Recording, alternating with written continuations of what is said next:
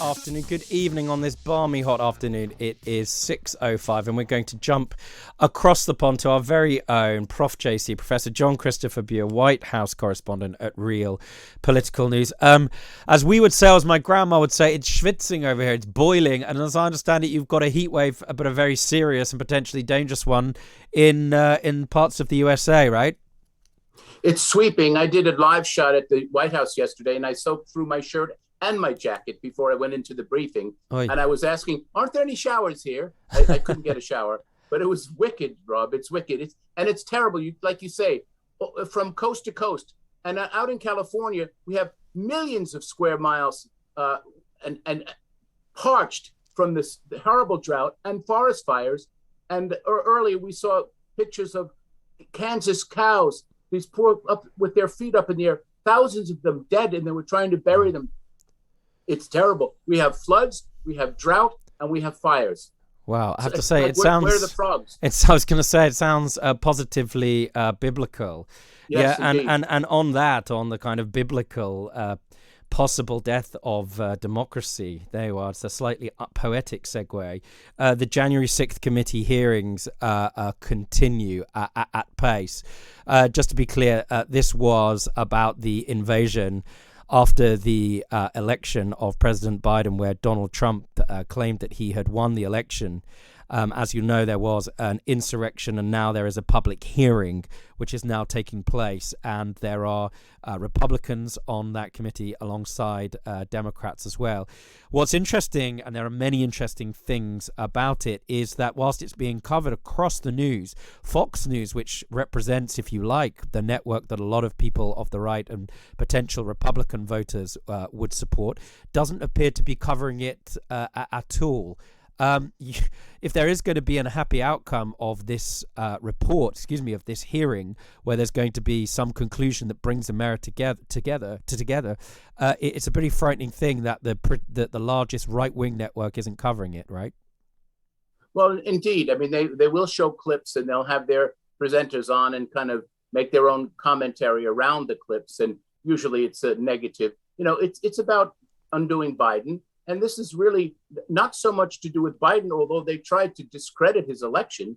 And Donald Trump had a 7-point plan of how to initially discredit the mail-in ballots, discredit the whole concept of counting the election, and then getting as individuals to advise him on how he could disrupt as basically the hub in the spokes in the wheel. It was him, and he tried to present a coup. Literally, it was a coup, and he tried to get all his cronies involved, and they advised him. What was interesting about, if you've been watching, I'm sure you have at some part, the last committee hearing it was very, very, very solemn, because the first two were fine, and they were they were equal. They were very sobering. Right. But the last two had some very serious judges who were in fact Republicans, who were in fact in the administration, and other individuals who advised the president that this was wrong, you did not win, and he knows he did not win.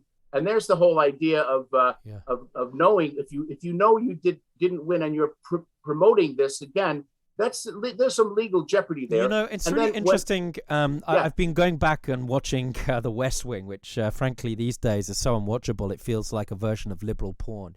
But there's a moment where the Josh Malina character was sort of being tested to see whether he would fit in the White House.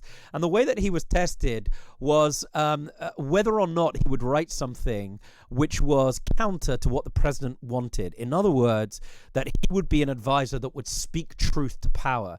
And that's a critical check and balance on the power of an executive, especially an executive like the President of the United States that has overwhelming access to project force. What's interesting in the case of Bill Barr, the ex-attorney general under Trump, was his description of those days where Trump was refusing to concede the election, where he said, as far as he was concerned, the president was in effect losing grip on reality. That was a pretty important moment, right? It was. And, Barr resigned, and then Barr came across with those really sobering sentences. And the real hero, in a sense, who came out here was Mike Pence. who Yeah. was there for basically a ceremonial purpose, Rob, to take the votes of the electorates and announce the final tally. And he was not there to win one way or the other or to take over. But this certain fellow, John Eastman, who you've heard of, who was an advisor to the president, he told the president, wait a minute, Pence can declare that you won, or he can suspend it, and he can have all of the electors come from the states, and we can hold it off. My God, that would open for a God knows what, a constitutional crisis, a military takeover. And this is what they were promoting. And there were some very sobering minds, like Judge Luttig, who came and said, this is showing that there's clear and present danger existing, and it continues to exist because Donald Trump has put in and has supported people going from the commissioner of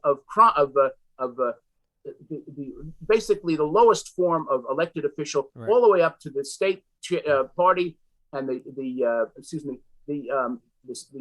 chiefs of the I'm losing it here. 1 second. Don't worry, welcome the to my world. Secretaries of State and the Attorneys I General. want to move on though to something, because I was about to pick you up on it, which was about sorry, Prof. JC, which is about Mike Pence. You know, you called him to some extent perhaps the unsung hero of the peace here. And, you know, it's an interesting thing, that word of the peace being the play, but also of the peace, P-E-A-C-E. You know, the fact of the matter is that when conscripted by ex-President Trump into joining his allegation of national conspiracy, he refused to do it. There was also that moment where, I remember it, he was booed at Hamilton and sat there with real dignity as he said to his family, no, this is one of the great privileges of being in America. You get to boo your vice president. And I wonder, looking back on history, the extent to which some people will consider the presence of Mike Pence during that presidency as, if you like, a tempering force that otherwise could have, some may argue, been more destructive. Well, he refused to leave the Capitol. They had built the scaffold, you saw that, and Trump sent an email out saying basically that Pence has defied the Constitution, it's un-American, etc. And they started to yell, "Hang Mike Pence." They were into the Capitol. Pence and his family had to go down into the crypt, into the bowels of the Capitol to stay safe. And the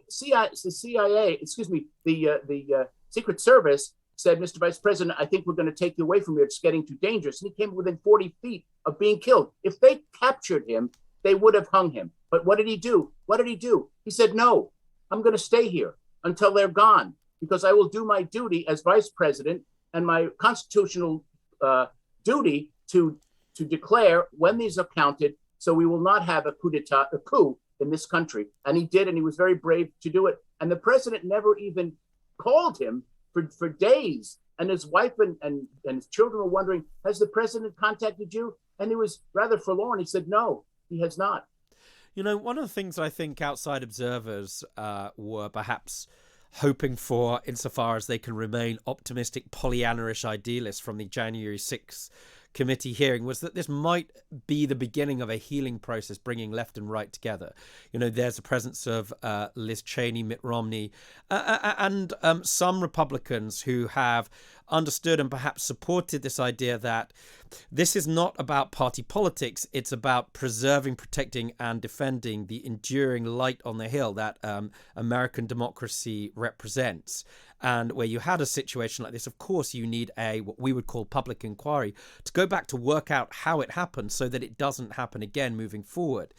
You know, that was the hope. But as you look at, for example, the way that other or potential new Republican candidates emerge onto the field as prospective future presidents, people like Ron DeSantis, who I know you're not a fan of, the governor of Florida. Elon Musk, as you know, came out and said that he would consider supporting him for president, as he had Andrew Yang in the past. He seems to have been attacked from the left and the right, and he's never been a pure Trumpista. Why is that? Who is the future of the Republican Party? And are we going to see a healing after the January 6th committee hearings in some way? Well, I teach at university, and one of the things that I try to be is positive with young students, graduate, undergraduate students, and they stay in touch with me. And I say, there is hope in America. We have a constitution. We have people that are caring. We need to come together, and we cannot be so tribal. Now, the real problem in this country, and in Great Britain, I know it's somewhat as well, we call it the dumbing down of America. People have not learned. I don't think Donald Trump has learned, government 101, how a bill becomes a law. The outrageous things that he says and the MAGA disciples latch on to are extraordinary. But it takes an intelligence and it takes a desire to want to have a great, wonderful country and to get along with you and other countries that are striving to fight ultimate dictators, where your prime minister is in Ukraine, Vladimir Putin. Because let's face it, our enemy from within can be even more dangerous than our enemy from without. Right, and it needs a united America moving forward. And if you watch both sides of the news networks, as I do, I have to say it appears that America is never more divided until you start going there and talking to people. And I have to say that those who are not necessarily the most politically engaged still kind of fundamentally have a passion and love for your Constitution. It's fair to say, as you rightly say optimistically to your student, that the symbol of America isn't the eagle but the pendulum, and it seems like it's swinging back to a more centrist form of politics, God willing. As ever, it's a delight to listen and to hear you, Professor John Christopher Buer, a very own Prof. JC, stateside, talking about the January 6th committee hearings, which I have to say are really worth tuning into. It's a fascinating moment in American history. This is Rob Rinder live from the Talk Radio studio, and this is Talk TV.